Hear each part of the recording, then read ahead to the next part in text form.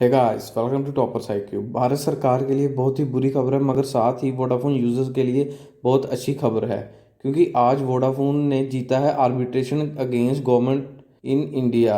Nearly 22,000 crore rupees retrospective tax against Indian government. तो आज हम इसके बारे में पढ़ेंगे और साथ ही देखेंगे रेट्रोस्पेक्टिव टैक्स क्या है और कैसे वोडाफोन यूजर्स को और लाभ मिलेगा इसमें।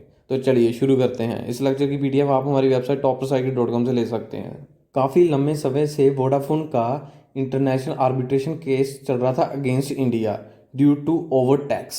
तो वोडाफोन ने आज उस केस को जीत में परिवर्तन किया और साथ ही परमानेंट कोर्ट ऑफ आर्बिट्रेशन ने अपने निर्णय सुनाया कि जो भारत सरकार है वह अपनी ज़रूरत से ज़्यादा इनकम टैक्स कम्युनिकेशन और टेली कम्युनिकेशन कंपनी से हासिल कर रही है। इस केस में वोडाफोन को तकरीबन $2,000 बिलियन इनकम टैक्स पे करना था due to according Indian government. मगर साथ ही जो परमानेंट कोर्ट ऑफ आर्बिट्रेशन है उसने निर्णय सुनाया कि अब इसे $2 बिलियन का जो टैक्स है वो इंडिया को बाहर को पे नहीं करना, क्योंकि आर्बिट्रेशन कोर्ट ने कहा कि तकरीबन जो भारत है वो काफ़ी ही टैक्स सैंक्शन करता है और उसे ज़रूरत है अपने टैक्स सेक्टर में रिफॉर्म्स लाने की।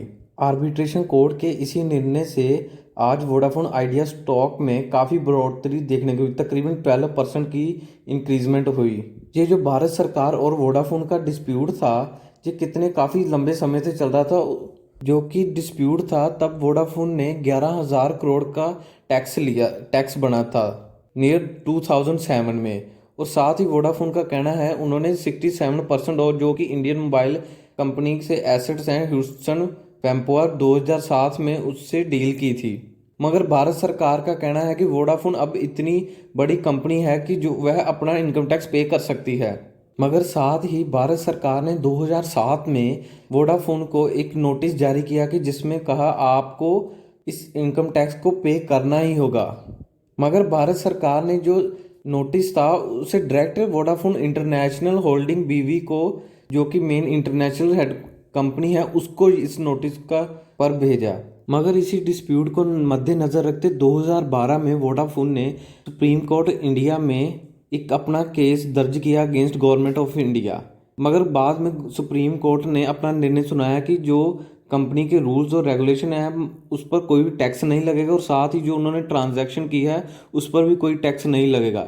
मगर इसके सुप्रीम कोर्ट के निर्णय के बाद भारत सरकार ने जो टेली कम्युनिकेशन एक्ट था उसमें ही एक अमेंडमेंट कर दी कि जो भी कंपनी है अगर वह अपना शेयर है अगर इंटरनेशनल कंपनी को जो ट्रांसफ़र करेगी, जो फंड्स है वहाँ पर ट्रांसफ़र करेगी, जहाँ नॉन इंडियन कंपनी को ट्रांसफ़र करेगी, उस पर इस कंपनी पर टैक्स लगेगा। मगर उसके मद्देनज़र बाद में वोडाफोन ने जो अपने शेयर्स थे इंटरनेशनल कंपनी की बजाय बाद में इंडिया में वोडाफोन ग्रुप एक सबसे मेन कंपनी खोली और उस पर ही सभी शेयर ट्रांसफ़र किए।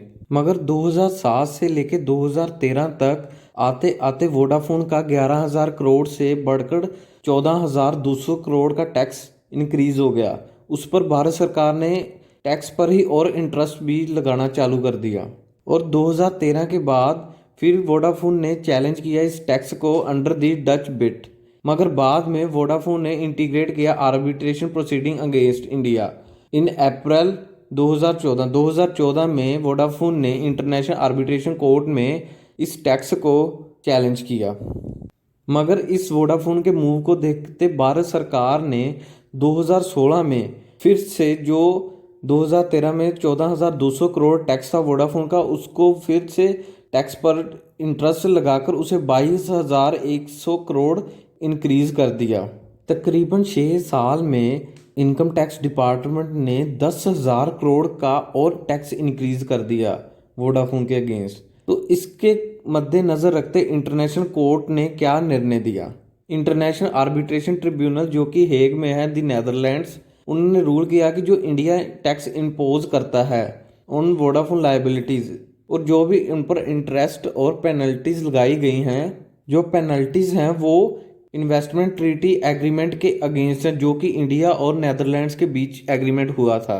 इसके आगे कोर्ट ने फैसला लिया और निर्णय दिया कि सरकार को वोडाफोन से जो बकाया मांगना है उसे बंद करना होगा और साथ ही जो वोडाफोन कंपनी का कानून जो कोर्ट में जो फीस लगी है उससे भी तकरीबन 4.3 मिलियन पाउंड्स जो कि 5.47 मिलियन डॉलर है उसे भी कंपनी को चुकाने होंगे। आर्बिट्रेशन के इस निर्णय के बाद भारत सरकार ने कहा कि जो फैसला आया है वह हमारा वित्त मंत्रालय देखेगा और उस पर चर्चा करेगा और साथ ही जो हमारे वकील हैं उनके साथ मिलकर इस निर्णय पर सभी वकीलों से मिलकर बात की जाएगी और साथ ही कानूनी उपयोगों सहायता कार्रवाइयों के बारे में निर्णय लेगी। सो दोस्तों, मगर ये एक वोडाफोन यूजर्स के लिए बहुत अच्छी बात है, क्योंकि हाल ही में अगर पीछे देखें तो सुप्रीम कोर्ट इंडिया ने ऐलान किया था कि जो इंडियन टेली कम्युनिकेशन कंपनी है उनको एजीआर पे करना पड़ेगा, और उन्होंने जो एजीआर की डेट थी वो 10 साल तक इंक्रीज कर दी। और साथ ही वोडाफोन का अगर एजीआर देखें तो तकरीबन 1 लाख करोड़ एजीआर था जो कि उन्हें अगले 10 सालों में पे करना था। तो अभी के लिए जो कोर्ट का इंटरनेशनल कोर्ट आर्बिट्रेशन का निर्णय आया है, फैसला आया है, उससे वोडाफोन को काफ़ी रिलैक्सेशन मिलेगी और साथ ही वह अभी कंपनी अपने यूजर्स को काफ़ी और फैसिलिटीज़ प्रोवाइड करेगी। और साथ ही अगर देखें तो वोडाफोन आइडिया ने मर्ज करके एक नया ब्रांड पेश किया था, वो था वीआई।